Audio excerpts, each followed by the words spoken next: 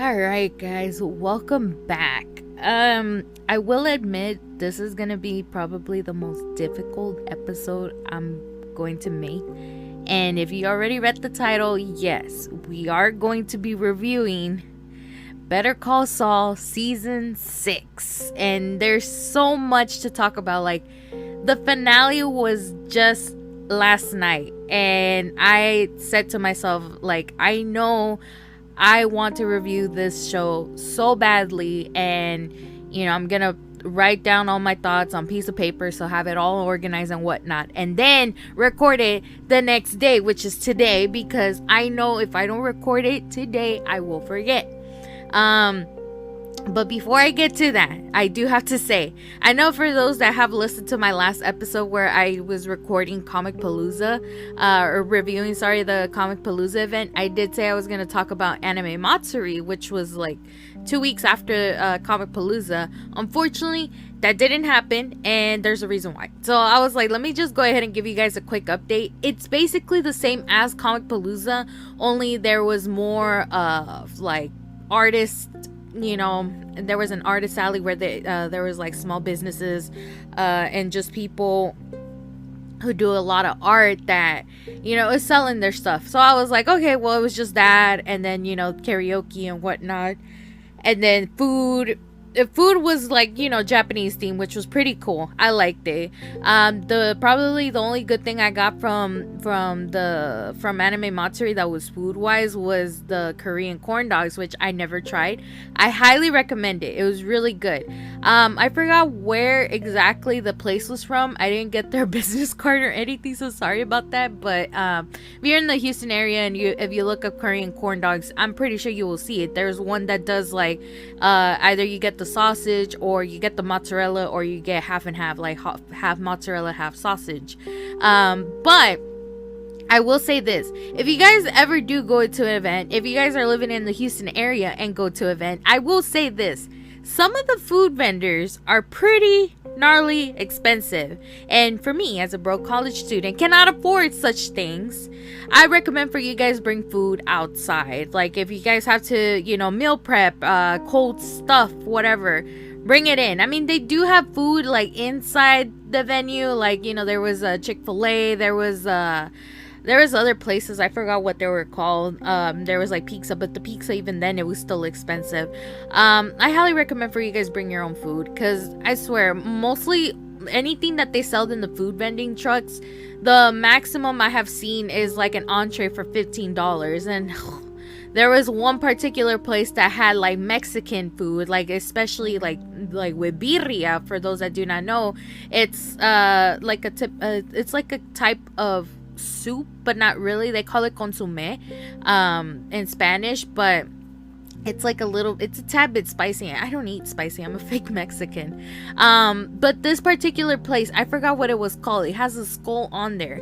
Fucking overpriced. They were selling like the quesadillas for, I'm gonna say like $15, $16, $17, and you only get half of a flour tortilla. Like, you've seen the burrito sized tortillas, you only get half of that for that much, and drink is not even included and whatnot. I remember I spent like $23 just for that little piece of shit, and I'm just like, you know what, no, this ain't for me. So you be advised, if you guys ever do go to some events and they have that, like, I'm not talking shit about the food vendors, but sweet Jesus, the inflation on there, it showed. But I was not expecting for it to impact the food portion itself. Oh my god. But anywho, that was my little ramble about Anime Matsuri, for those for those that were wondering. If you guys have not listened to my last episode, definitely check it out. It's basically let's talk about Comic Palooza, or my experience with Comic Palooza. It's out there available for you guys to listen. Now, let's go ahead and talk about Better Call Saul. Now, I will admit, most of this episode will contain spoilers, so I will give you guys the good stuff. If you guys have not seen it, it is available on AMC Plus, I believe, for you guys to stream it for season 6. If you guys have not seen any of the show, you guys have Netflix. Seasons 1 through 5 is on Netflix, and I think you're able to purchase the entire seasons elsewhere, like on Amazon, on Vudu, or wherever you guys watch y'all shows and whatnot. But yeah, seasons 1 through 5 is on Netflix. Season 6 is on AMC Plus. I believe there is a 7-week trial for you guys to try it out. But if you guys are listening to this, I'll give you guys a sweetener.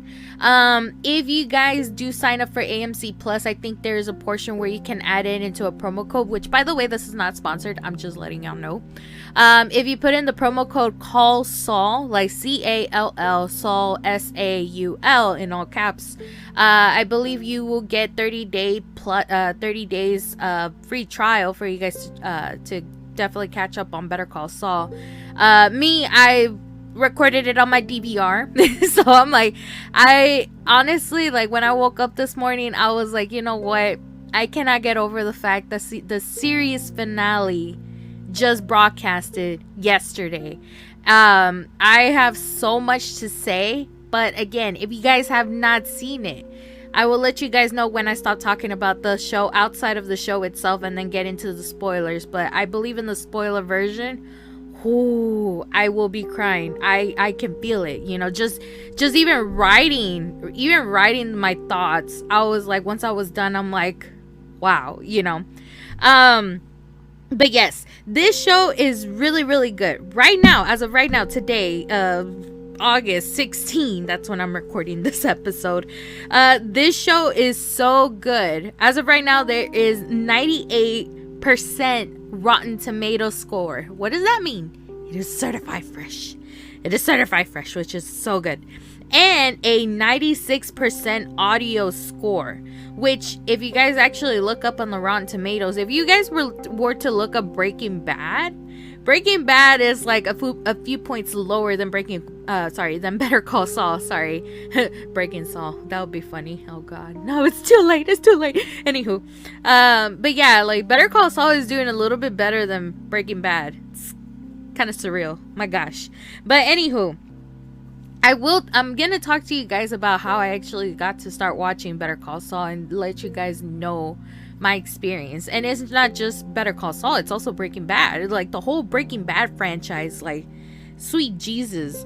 I will admit, when I started watching Breaking Bad, I got to watch it a year after it finished. I didn't get to experience that excitement and being left like wanting more. Like, it leaves me into cliffhangers, and I'm just like, I need more of this. Like, what the hell, you know?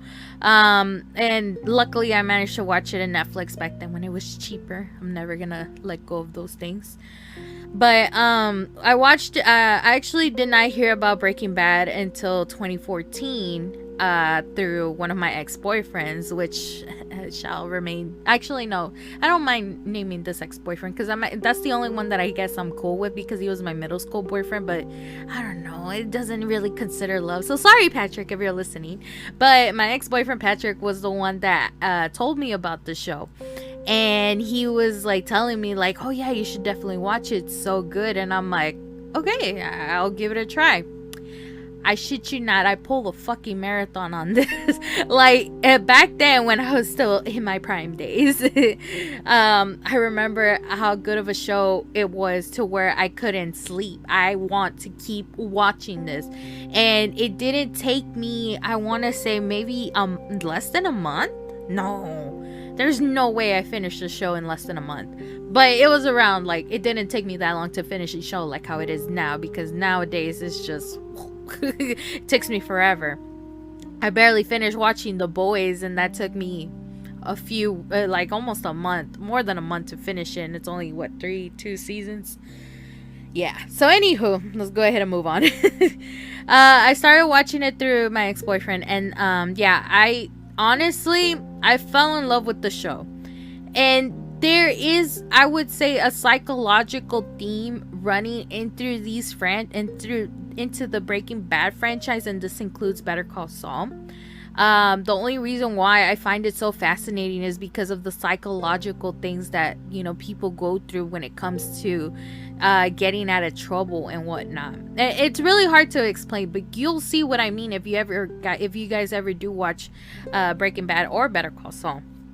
Now, with Breaking Bad itself, I want to say it was different from where it usually takes place, like in an ordinary show. Most shows, like TV series, they take place into like the city, you know, like whether if it's New York, California, you know, in the city itself, where like everybody's like running around, everything feels rushed. But it's movies that take place in the suburbs where people get to know each other, into a small community. It's like it shows like those that I love. You know, like Breaking Bad is one of them. That 70s show was one of them, and that's one of my favorite shows. Riverdale will fall into that category too, because I mean, I started watching Riverdale like I think on season 3 or 4, I don't even know.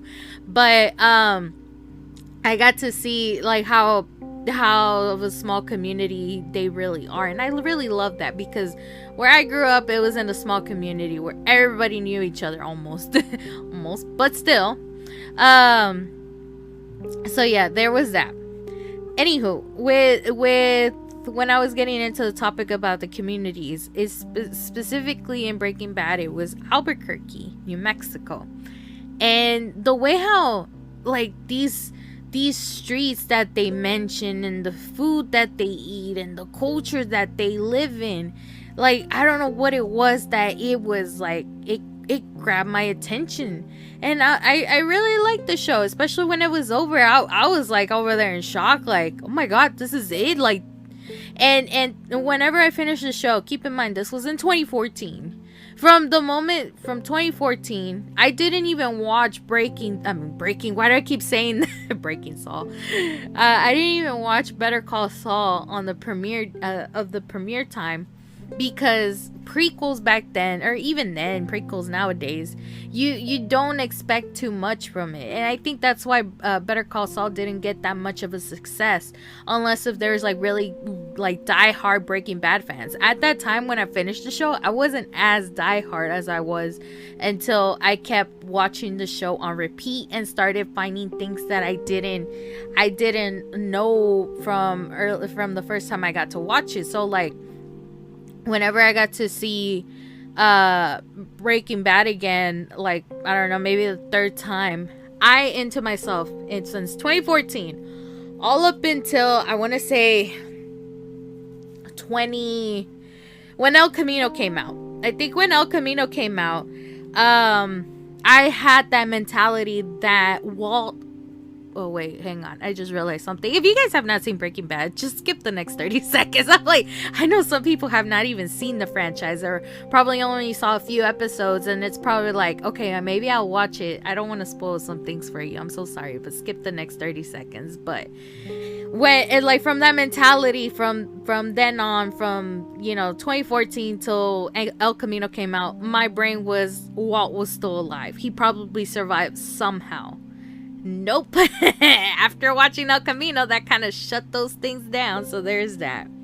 But anywho, I did not get to watch I keep saying it. Oh my god, this is so hilarious. I'm gonna say Breaking Saul at this point. I have not watched Better Call Saul until maybe 2018, 2017, because that was the year I went to Albuquerque, which that's another story too that I will get into in a bit. But once I started watching Better Call Saul, I was like, hold up, this is something interesting. Because I'm like, not only we're getting the introduction of how Saul became Saul. Yeah, there's a reason why I laugh. Not only that, we get to see how his life was, and then later on we get to learn more about, you know, other characters before they get into that Breaking Bad timeline. So my whole hope was like, because El Camino already came out, and not even then, it was like before, you know, after 2017. But like when El Camino came out, I was just like, if El Camino has, you know, these cameos, then I'm definitely gonna be watching Better Call Saul and probably hope for the best, you know, because ever since I keep saying that, ever since Better Call Saul came out, people had hopes that we were gonna see Walt and Jesse come back to the show. But every single season, we kept getting other cameos. And again, we're going to be talking about season 6 specifically. We're not going to be talking about the whole show itself. So if you guys have not seen Better Call Saul, go now. Anywho, so the whole time I was like, yes, this is meant to be. I'm gonna watch it because I'm praying and hoping that I get to see Walt and Jesse once again, because it's all gonna intertwine into that whole timeline, you know. So anywho, these shows made a good impact into my life afterwards. After watching it and still continuing, you know, Better Call Saul, I was like, you know what, I really want to go to New Mexico. And, you know, I talked to somebody at that time. I still am now. His name is Garrett, for those that do not know. So, hey, Garrett, I finally get to mention you on my podcast. I met Garrett in 2017, and I found out that he was living in New Mexico. And I was just like, all right, I got my ticket now. I need to go. Well, not only, you know, to see a friend, but also get to see the whole, like, how this show was recorded, and actually get to visit these scenes, like wherever they recorded the scenes. I want to be there. I want to have my Breaking Bad experience, you know, because that's how big of a dork I was afterwards. And once I got to like experience Albuquerque, oh my God, I shit you not, I fell in love with the place. There's not a day that goes by where I want to go back. I'm craving to go back. I haven't been back since 2017. And it's sad because, like, I had this plan that I wanted to go, literally, I wanted to go to New Mexico, you know, say hi again to Garrett. But still, go over there and be there for the Breaking Bad. Not Breaking Bad, Better Call Saul, be there for the Better Call Saul finale and have, like, be in Albuquerque when it happens. Unfortunately, I'm a broke college student that I cannot freaking have enough money to actually go there. And plus, I mean, I gotta save money for San Antonio. I'm planning to go to San Antonio in September to go see Rammstein, by the way. If you guys are planning to go see Rammstein in San Antonio, don't forget to say hi to me if you guys see me. So anywho, so yeah, I didn't get to go, but I've been craving to go back. Part of me, like, actually fell in love with that culture that I got to see in both Breaking Bad and Better Call Saul, or even in El Camino, you know. I even remember when I watched El Camino, there was a specific scene. I'm not gonna say which one because I know some of you guys have not seen it. There was a part where certain people went to a restaurant called Owl City, and I was like, I remember when I first saw that scene, I was freaking out because of what was happening. And then when they jumped into that scene, I saw Owl City, or not Owl City, Owl Cafe, and I'm freaking out like, oh my God, I've been there before, you know. I remember I recorded that on my Snapchat. Because of, you know, like, I went to places before they actually shot at the place, not shot, but you know what I mean, like, they created a scene off of it, and I was like, oh my God, you know, I was like, I was there. But anywho, Albuquerque, like, the whole culture, the whole, how the people are over there is way different than what I'm used to. It's way different than from, you know, from being from Alabama or even in Texas. And the thing I love to tell people when I talk about Albuquerque is that the Hispanic culture is way different over there than it is over here. And I love it. I really love it. And I don't know, I think I'm just not a big fan of the city. And even though Albuquerque is considered a city, it doesn't feel like that for me. It feels so small. Like, yeah, I've been living in the city for years now, but still, the way how I saw Albuquerque, the weather, how it felt, and the energy that I got off of it, I was like, oh my God, I want to live here. Literally, that's how intense it's getting for me. Oh my God.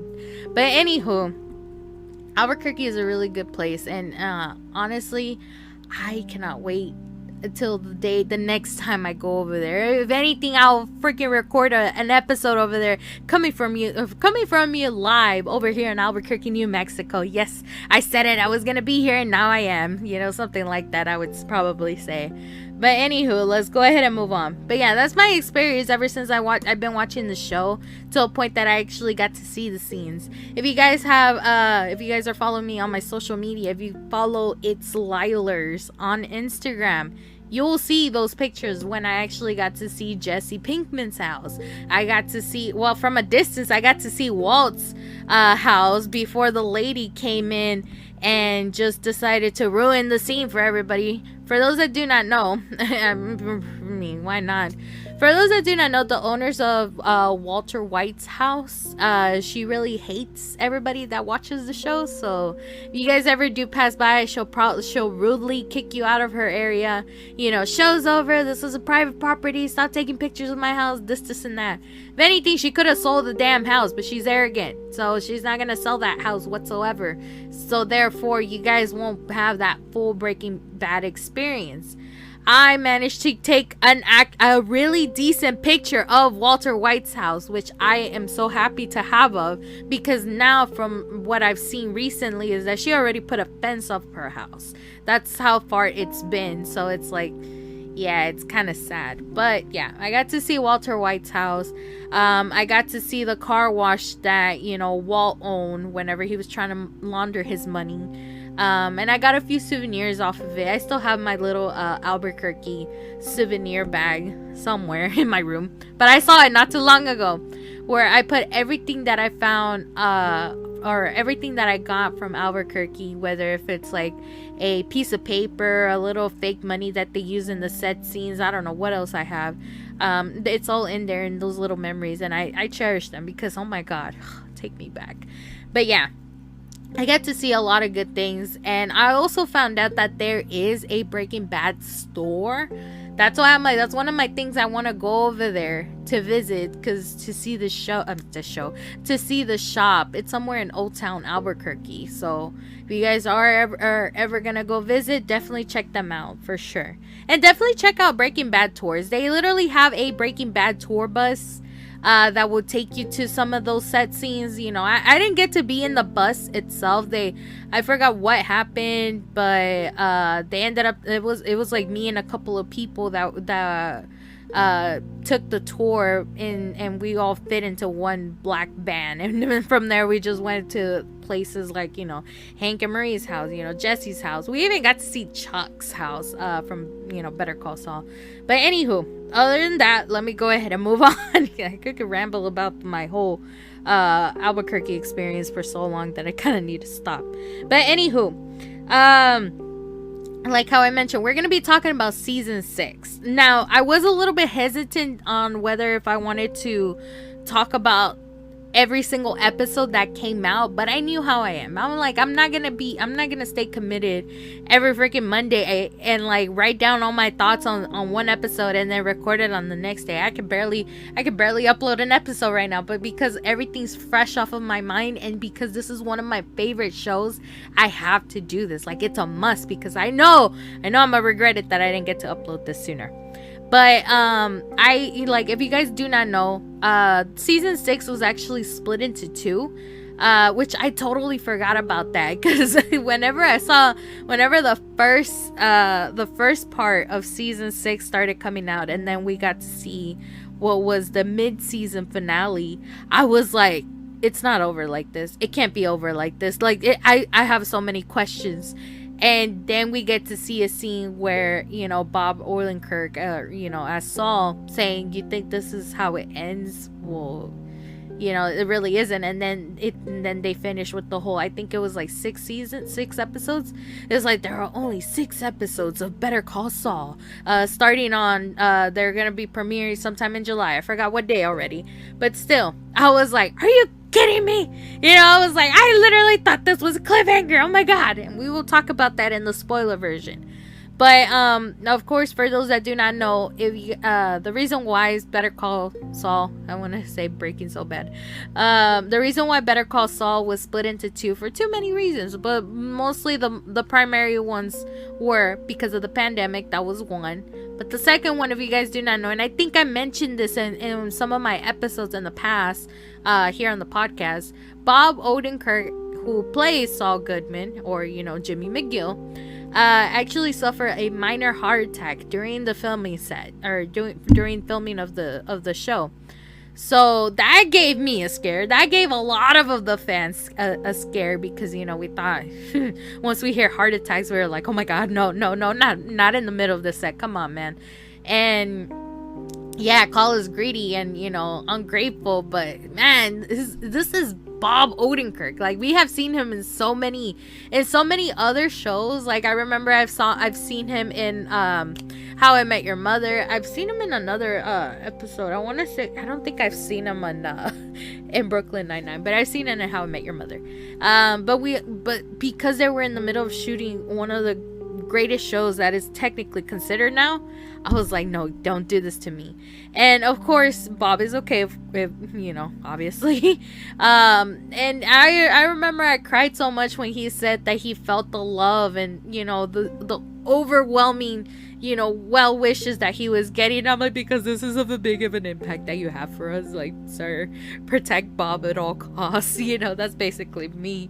But man, I'm so glad he's doing well now. And yeah, that was a few of the reasons why season 6 was split into 2 parts.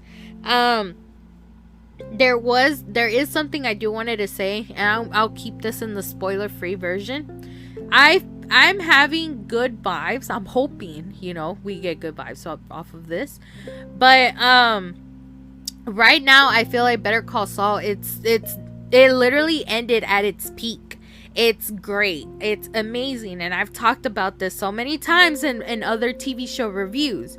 The longer you prolong this whole series, the less of an impact it has for you when it ends. And this is why I love Breaking Bad. This is why I love Better Call Saul. They literally ended right when they're at their peaks, because this show ended so good. Like, oh my god. Better Call Saul currently has Emmy nominations. Well, I mean, they had Emmy nominations in the past, but I'm feeling great vibes right now. The only reason why is because they recently had the Hollywood Critics Association TV Awards, and in there, obviously Better Call Saul got nominated and won the best cable network drama series. Now, this one in particular, actually, he got tied. There was 2 winners in this category. It was this one, and I think it was The Succession on HBO, I want to say. But the fact that there was a tie, I was like, oh my god, there's probably there's probably something else that's gonna happen on the Emmys. Just gotta say that. So not only that, Bob Odenkirk actually won best actor for the HCAT or HCAA, or I don't know how to acronym, but yeah, Bob won best actor, Giancarlo Esposito won best supporting actor, and Rhea Seehorn won best supporting actress. Jonathan Banks and Michael Mando also got nominations, but they didn't win. But still, just the fact that Better Call Saul got some kind of a win from not only just the show itself, but for the actors, I was like, oh my god. Because in the Emmys, there's also the same thing. Better Call Saul is nominated for best TV. Rhea Seehorn and Bob Odenkirk, sorry. They got nominations for Best Actor or Best Actress. I think Giancarlo also got nominated for Supporting Actor, I want to say. But still, Better Call Saul still hasn't won an Emmy. But I have good feelings for this because it ended so good. There's no way. People are still talking about it on Twitter. Like, that's how crazy it is. And it's not just hashtag Better Call Saul. It's also hashtag Jimmy McGill, hashtag Saul Goodman, hashtag Kim Wexler, hashtag Breaking Bad, hashtag El Camino, and lastly, hashtag BRBA. For those that do not know, it's Breaking Bad. But still, there's probably more other hashtags, but I'm just not going to go through all that list. But anywho, yeah. I'm having good vibes. I'm literally gonna watch the Emmys just to root for Better Call Saul. I'm gonna be so happy if they do. I'm like, all I'm saying is best of luck for those that are nominated. But I honestly do believe that, like, for me, in my opinion, the show should have won all the Emmys. it just for everything. I don't care. Even if it's I don't even know if streaming will consider. Even if it's streaming, they should have been nominated and won. But anywho, Now, I wanted to talk about this really, really quick before I dive into the spoiler version. The spoiler version is going to be as long as, I don't even know how long it's going to be. Probably one of my longest episodes. I highly doubt it though, but still, we're going to see. We're going to see. But I want to say this.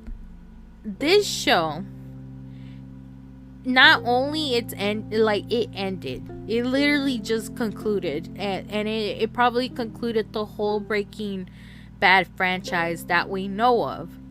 But it's like you gotta put yourself into the psychological mind if you're ever gonna watch season 6, if you're ever gonna watch the whole show itself. I'm telling you guys, psychologically speaking, it's fascinating to me to see how somebody can struggle with an identity disorder, I guess I would say, because I'm not saying like they never talked about this whatsoever in the show, so that's why I'm not putting it in the spoiler version, but I believe there was an identity disorder going through there somewhere. It's so crazy, like if it's not even identity disorder, it's like how big of an ego do you have that can lead you to do things that you will instantly regret? It's crazy how I see this. Honestly, I'm not ready in life that, you know, this show is over. I really love this franchise. I'm not ready to move on, but obviously we're gonna have to. We moved on with Breaking Bad. We're gonna have to move on with Better Call Saul, because sweet Jesus, it's crazy. We want more. Like that's how greedy we are when it comes to these shows. We're so greedy that we want more, but at the same time we don't want to ruin this show. It's so good. I highly recommend it for those that have not watched it. For those that have watched it, let's go ahead and talk about the spoiler version then. But first, a word up from our sponsors.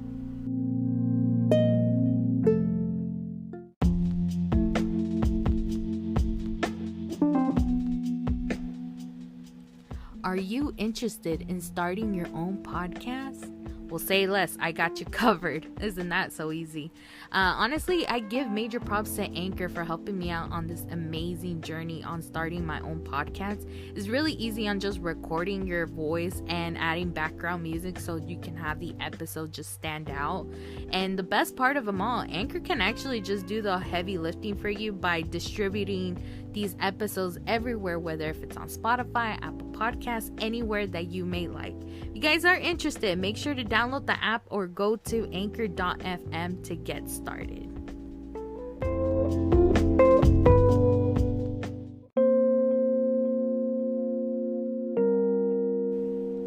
Alright guys, welcome back. So we're gonna go ahead and talk about the spoiler versions of Better Call Saul. So if you guys have not seen, well, this is just season 6. If you guys have not seen season 6 or just the whole show itself, run away.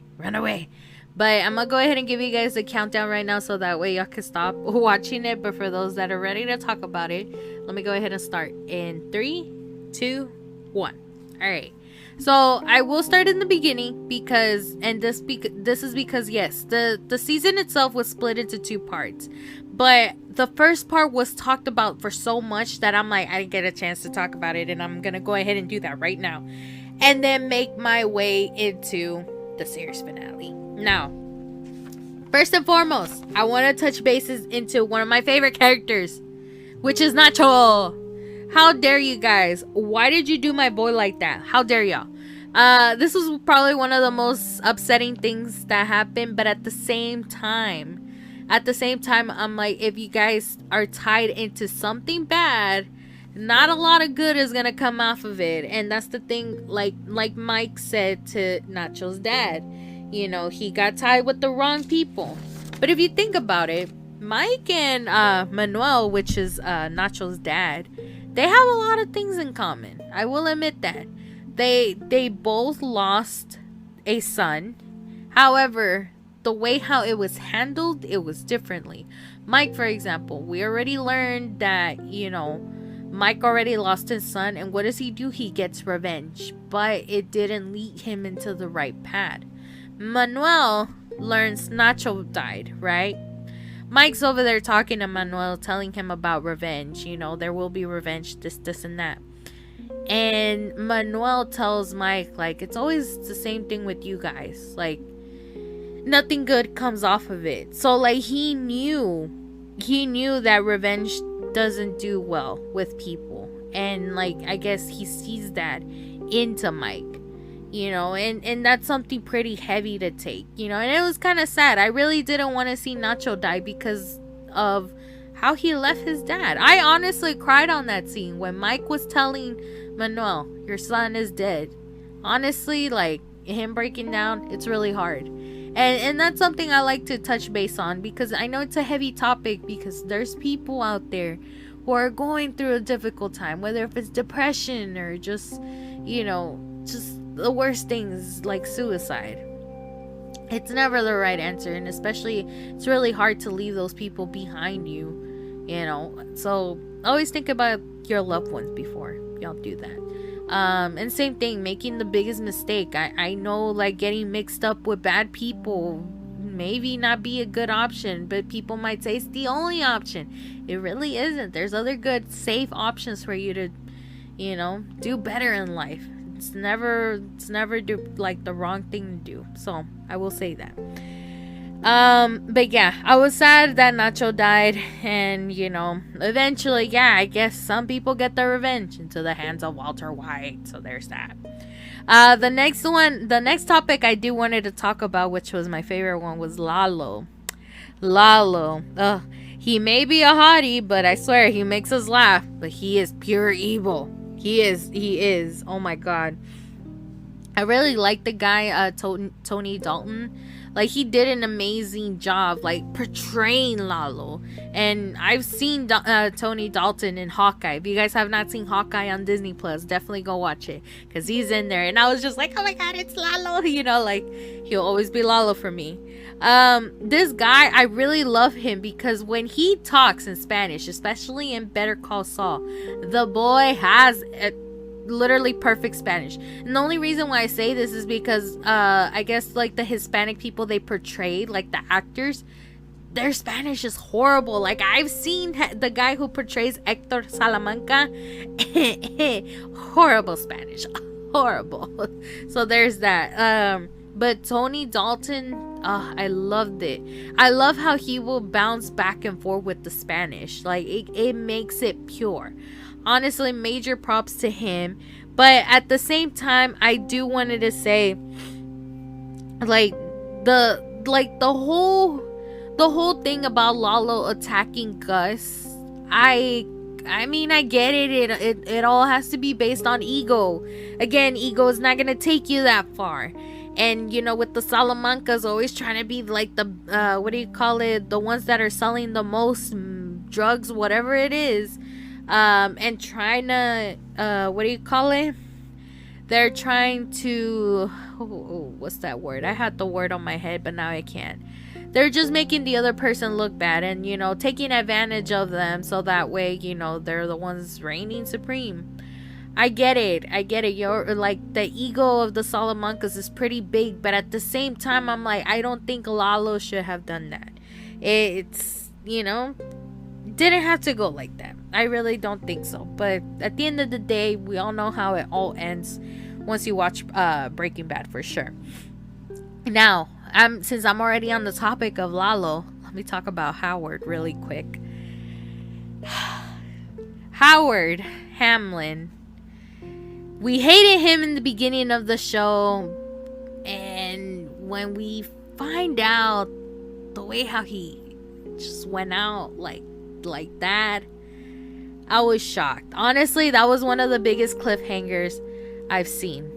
So there was, like, I'm just in shock. I never expected for Lalo to be the one that kills Howard. And it was a really good trigger point for Kim too, and we'll talk about that in a bit. But I was honestly not expecting how they got rid of the bodies, both Lalo and Howard. So for those that probably have heard it, For those that have seen Breaking Bad, I remember when they finally busted, I want to say Gus. Well, Gus was already dead, and they busted down the underground lab. You know, the DEAs are searching and they're looking for clues and whatnot. And one of them tells Hank, like, we found 2 bodies. And I was like, in the beginning, I was like, bodies? There was somebody there? Like, what the hell? I didn't know who. And it never clicked to me until we watched Better Call Saul. Until we watched the burial scenes. You will never see the underground lab ever again if you're ever rewatching Breaking Bad. I will say that. That's crazy. This whole time. But there's also there is something I do want to add. Because if you guys, again, we're talking about the whole season. This includes the series finale.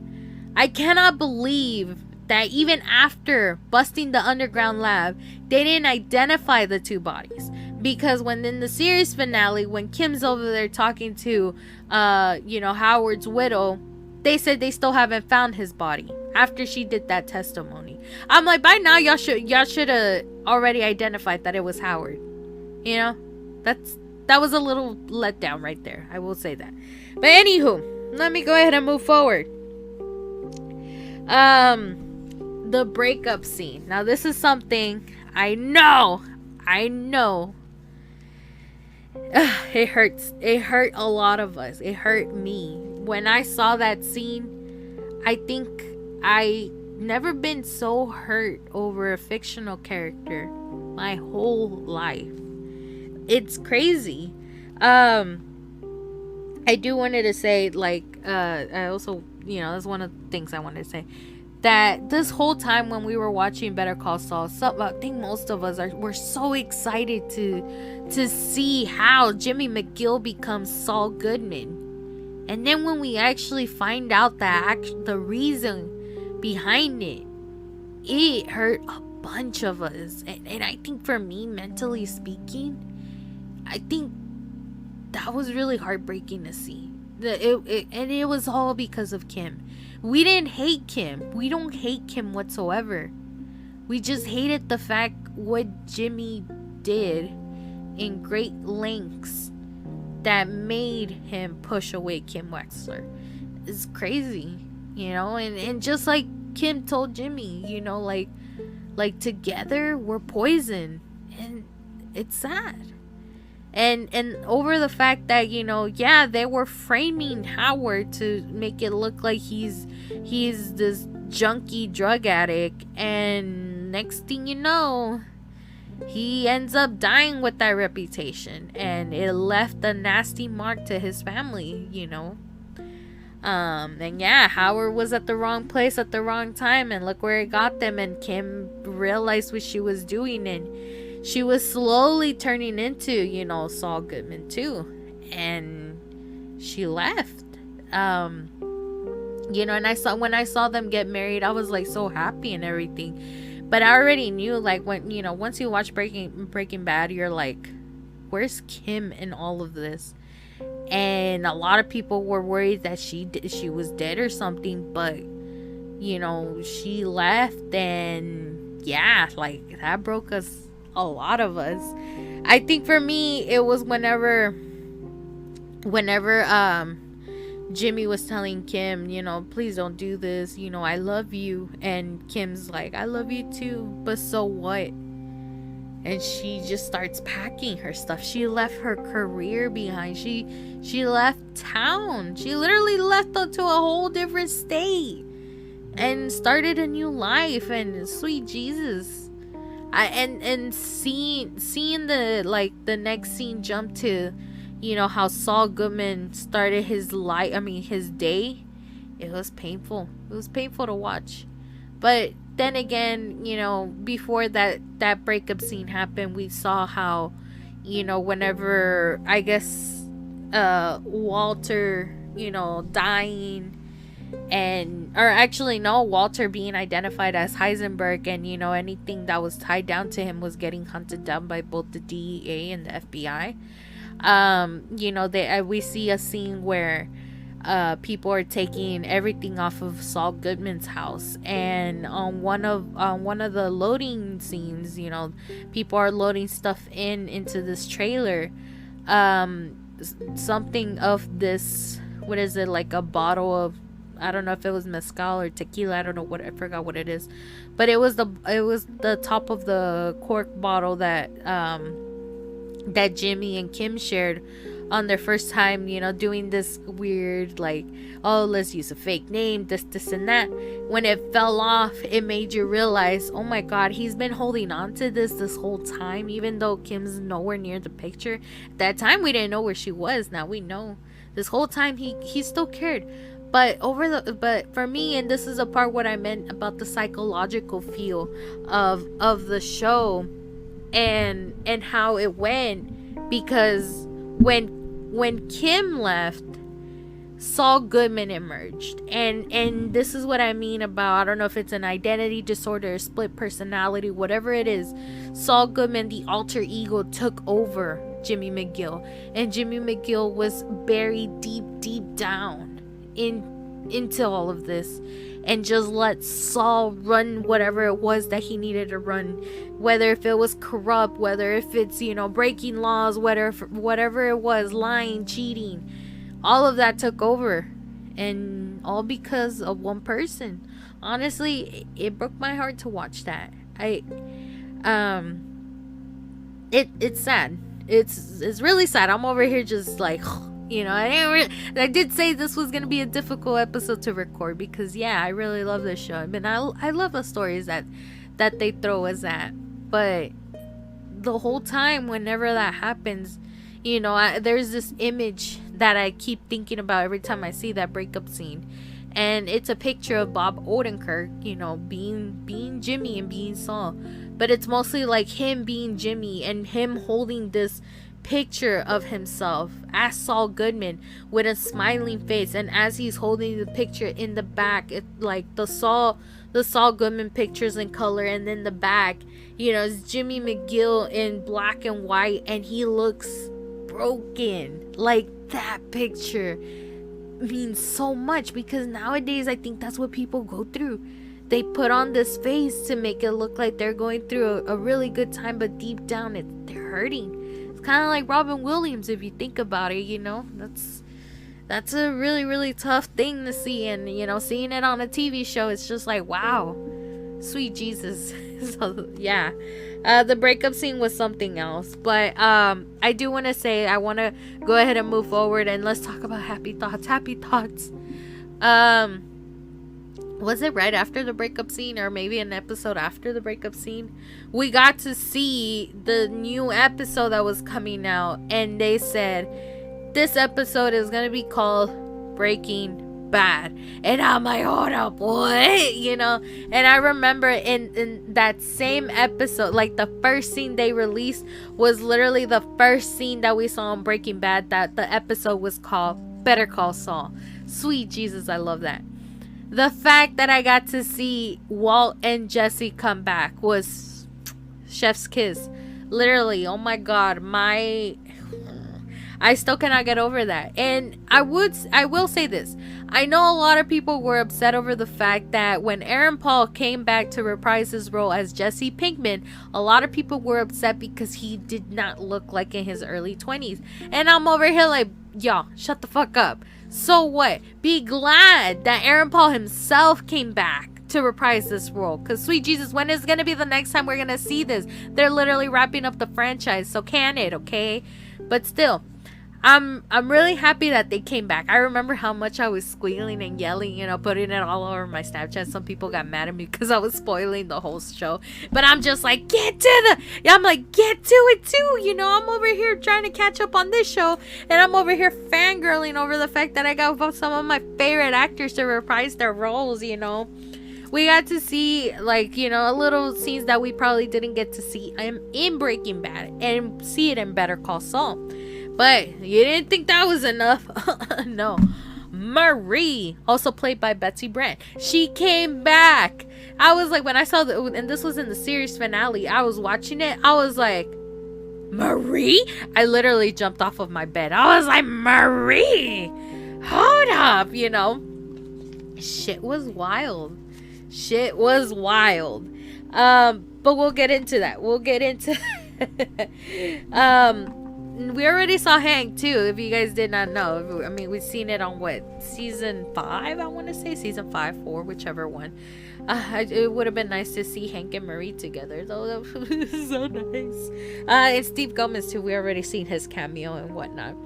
But anywho, the thing that I also enjoyed was we need to talk about Kim's whereabouts, because whenever we saw Breaking Bad episode, the next episode they announced was called Waterworks, sorry. And in there we got to see the logo of Palm Springs Sprinklers. And so when you hear that, you obviously learn that that's where Kim's at, because I think on the Breaking Bad episode, they were, and this is the episode, not the show, the Breaking Bad episode, Saul's over there talking and asking for Kim, and they know where she works and whatnot. So when we got to see the new episode, we were like, we're gonna see Kim finally, because we haven't seen her since the breakup scene. And when we saw her, it was a whole different look. So one particular post that I saw on Twitter, I forgot who posted it, was like, I'll never forgive Saul Goodman, this and that. Like, Kim literally left and he allowed her to ditch the pencil skirts and the high heels for jean skirts and sneakers. I'm like, oh my god. I'm like, you let Kim be. Oh, and then she dyed her hair too. She went from blonde to brunette. It was a whole different Kim. Honestly, I was not expecting for me to see how her life was. I mean, yeah, sure. I don't exactly know what she was doing in Palm Springs Sprinklers, but man, I know deep down she missed being a lawyer, because that was her not her dream career, but that was her prominent career. That was her legacy right there, because she was the best there was and the best that there will be. But yeah, I was surprised to see that. And then also, like, there were so many references in there, like with the no context spoilers. My favorite one was the word yup. yup. I'm like, what the fuck? I'm like, come on, Kim. But it was a little bit depressing seeing her. Like, she was dating that guy, but then when he left, we got to see how she, like, brushed her teeth by herself, and she slept on one side of the bed. I was like, I know you were saving that for Jimmy. But yeah, that shit kind of hurt, man, and it's sad. And when they showed us what the phone conversation was from both Jimmy and Kim, man, you would think, like, you'll be rooting for both Jimmy and Kim to get together. But when we see how the way Saul talks to Kim, like, he hates, like, he loathes her. I understand that, but bro, and we get to see that in that episode in Waterworks, where she's filing for divorce, and fucking Saul, like, telling her, have a nice life, Kim. Or yeah, like, the fuck, man. And yeah, like how she turns, she looks at like when she was leaving, and and then she turns around and looks at Saul, and she's like, she could tell Jimmy's gone, because who would talk to Jimmy would never talk to her like that. And so when she goes out and she sees Jesse, it's crazy. Like, I never thought these two worlds would collide. And for Jesse to even recognize Kim, because she helped out Combo, which, rest in peace, Combo. Wow, like, I was like, damn, this is a small world. That's what I love about this, small worlds. But Jesse asks Kim, so what, is this guy, like, legit? Talking about Saul Goodman. And he just, like, she just tells him, when I knew him, he was. And I'm like, wow, that's gotta stink. And if you think about it, like, I also saw this on a post where like they would see the, like you would see the pictures of if Kim and Jesse talking. It's like the end of Kim Wexler, but the beginning of Jesse Pinkman, because during that storyline, during that scene, it was way before Jesse started cooking for Walt. So it's, yeah, I can't get over that. It's just those little details that I see. It's just crazy. I probably won't stop saying that because, yeah, it is really, really crazy. Now I will say this. I cannot believe that Saul's greediness, his own greediness, was the one that got him caught. And yes, we're gonna start talking about the series finale now. I'm not ready for it. Mentally, I'm not ready for this. Saul's own greediness is what got him caught. It's hilarious to watch, because you would think that he would be smart about it, not get caught, stay out of jail, whatnot. But no, that's entirely not what happened. Nope. The man lost his money. Well, I mean, yeah, because the feds took it and whatnot, and he's like, I gotta make money somehow. And, stealing people's identities was probably the only solution for him. But that wasn't the case. So, just the fact that they decided to cast Carol Burnett, people would probably think, oh no, there's a reason why they're casting her. It'd be fun. Well, not it'd be funny, but it'd be nice if she was the one that was gonna be catching Saul Goodman. And yeah, that's exactly what happened. And so because of that, he ran away. They still caught him. And this is where it gets pretty interesting. Of course, we got to see Marie come back, and she gets to, yell at Saul because he was probably one of the people who managed, well, not like he didn't have any involvement, but he was aware of what was happening. And, if Saul would have behaved, maybe Walt would have been arrested a long time ago, like how he testified. But part of me was like, whenever I got to see the whole negotiation, you get to see Saul negotiate his way from a life sentence into a 7-year prison sentence. So just watching that, I'm like, maybe it won't be so bad after all. But until he started trying to find his way of getting a Bluebell mint chip ice cream by bringing down Kim Wexler, I was like, no. Honestly, I never thought I would hate Saul Goodman. And I think that was a lot of people's reaction or feelings and reactions, that he was gonna bring down his ex-wife just to get even. And some of us are probably thinking, yeah, that's something he would do. Correction, that is something Saul Goodman would do. But later on, we got to see during the whole court hearing that it was Jimmy McGill all along. And I was happy. The only reason why, because he wanted Kim to witness that she did not lose Jimmy McGill. She has not lost all of him. And, he wanted for her to see that he still has hope for himself. And that's why he decided, instead of taking the 7-year plea deal, that he would just go ahead and do 86 years of prison time. Possibly a life sentence, technically, but it's just wow, all because he rather just be in a prison cell and still have some of Kim Wexler with him. Not all of it, because again, she's probably hurt. It's been years since she hasn't talked to him. Or probably, I want to say years, or maybe a year, 2 years, who knows. But it's been a while since she talked to him, and maybe there is still lingering feelings over there, but wow.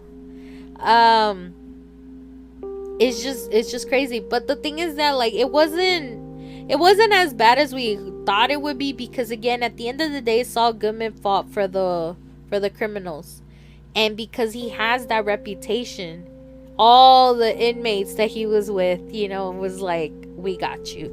You defended us. You looked out for us. We're looking out for you. So I was like, wow, it's not all bad over here now. Honestly, I really like that one particular scene where, you know, Saul's already in jail and, you know, Kim's visiting him. And one of the inmates was like, I got you, Saul. And I was like, it's gonna be good from here. It's gonna be good, you know. And, yeah. It was a little bit heartbreaking, you know. Yeah, he went into jail, but so far it doesn't look that bad. And then when Kim gets to visit Saul or, you know, Jimmy, like, for them interacting for the first time is basically the same, like, if in a first time in years, sorry. In a first time after a while is basically the same way how we got to see them in the beginning of the Better Call series, the Better Call Saul series. Where they're just smoking a cigarette, sorry. And, you know, they're just having a moment. And I cannot help but to point this out. Everything that we have seen so far in season 6, it's black and white mostly. For those that do not know, black and white is everything in the present and everything in colors in the past.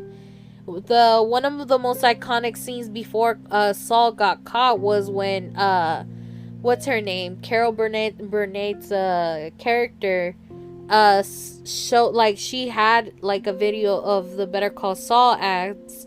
And when Saul or, you know, Gene, whatever, flips the computer, you see the reflection on his glasses, the ad, and it was in color. That was a beautiful scene. But the reason why I mentioned this is because when, and, you know, rewind to what I was talking about just now, is where Saul and Kim are sharing a cigarette.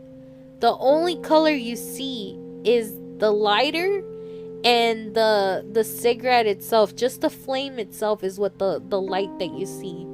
And wow, you know, it's very satisfying to see that. And yeah,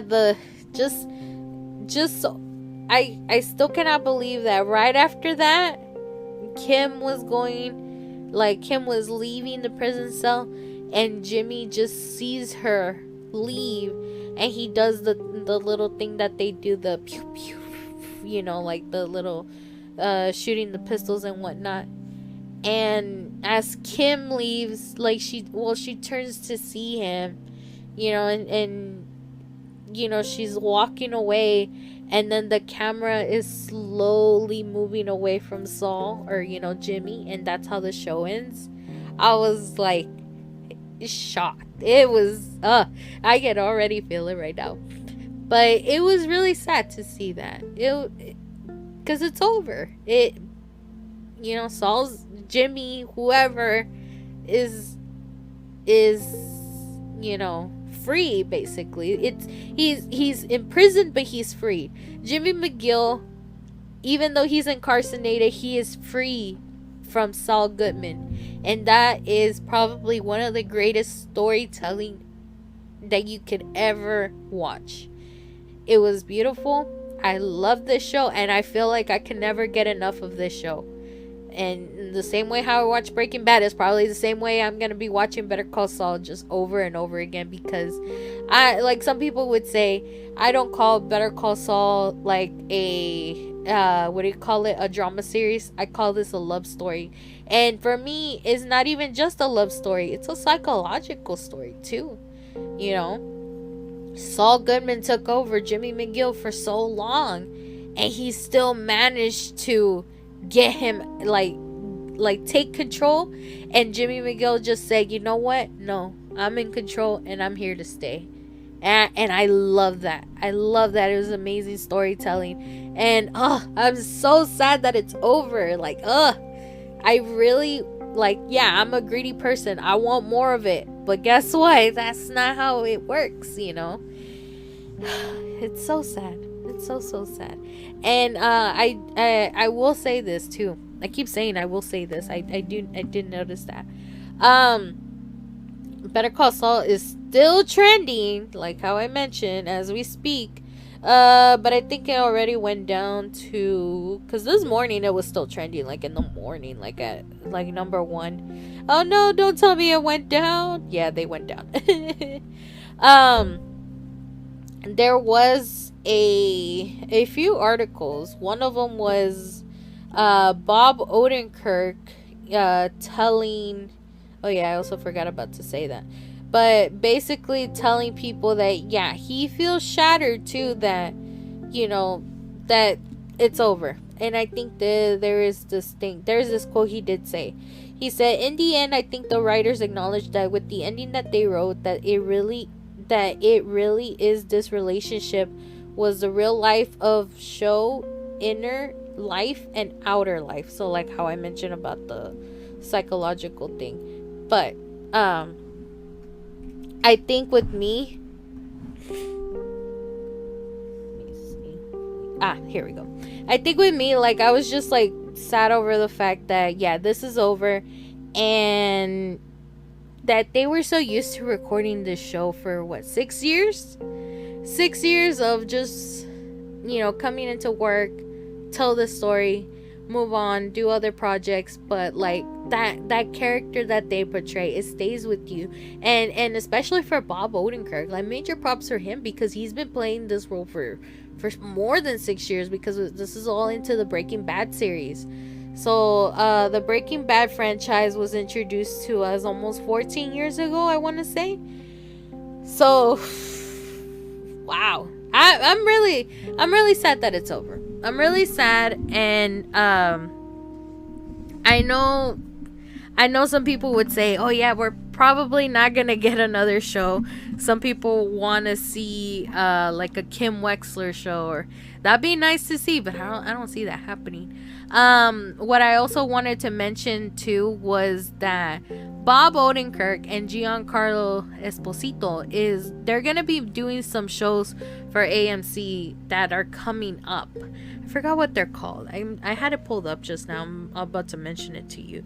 But this was during whenever we were watching the show, like they said it, like, oh yeah, Saul and Gus may be leaving, but Bob and Giancarlo aren't going anywhere. And then they announced that Bob Odenkirk is gonna come out in this show called Straight Man, and Giancarlo is gonna come out in a show called Parish.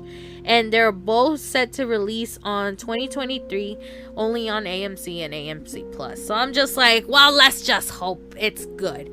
Well, I mean, anywhere they come out in, it's always good. And again, this show is too good to be true that I'm really rooting for those Emmys. Honestly, if Better Call Saul gets an Emmy award for best TV show, just for season 6 and just wrapping it up all up in itself, I will be so happy. But yeah, that's probably like, this is probably like one of the saddest things I had to do for me, like mentally, because I love this franchise. I really, really do. If I ever do get to move to Albuquerque, sweet Jesus, that would be a dream come true. And people would be like, really, Albuquerque? I'm like, yes, Albuquerque. If you guys ever do have a chance to go visit, definitely visit their just their little tourist area, which is called Old Town. Do the Breaking Bad experience tour. Definitely do that. You can even do it on your own. Just look up the stuff, like where it's at. But be aware again with the Walter White house, because the lady really does not like it when people go over there. She sits there every morning just to curse out people. How satisfying. But yeah, I highly recommend it. If you guys, enjoyed the show as much as I did, yeah, it's really sad that it's over. One more last parting words, and then I'll go ahead and wrap up the show. I remember when Rhea Seehorn did an interview, and they asked her if she has any parting words for Kim, and she just basically said, what I would say is to please, she said it like so many times, to please follow your heart, because I want you to. And, that's basically us thinking that, yeah, Kim needs to give Jimmy a second chance. And I will put that into the questions. If you guys are listening on Spotify, definitely let me know. Do you think Kim Wexler should give Jimmy McGill a second chance. And if you guys don't listen on Spotify, definitely tweet me at It's Lielers, or message me on Instagram. It's Lielers again, if you guys want to let me know if should Kim give Jimmy a second chance. But yeah, I really, really love this show. I'm gonna be watching it non-stop. And the little song that they did on AMC whenever they introduced and they were saying farewell to the fans about the show, there's a little song that plays in the background. So it still haunts me. It sounds like you're listening through it at a mall, but it's playing in my background and like in my head, and it's just like, wow. I'm sad that it's over, but it is what it is. Again, this whole show, this whole journey was learning about how Jimmy McGill suffers suffers from identity disorder, but he stays in the background only for him to come out back again and better, like a better person for himself, even though he went through so much shit throughout Walter, throughout the Salamancas, throughout Gus. It's wow, just crazy. But yeah, that basically wraps up this episode. It was hella long, but it was worth it. So I hope you guys enjoy, and I will talk to you guys on the next one.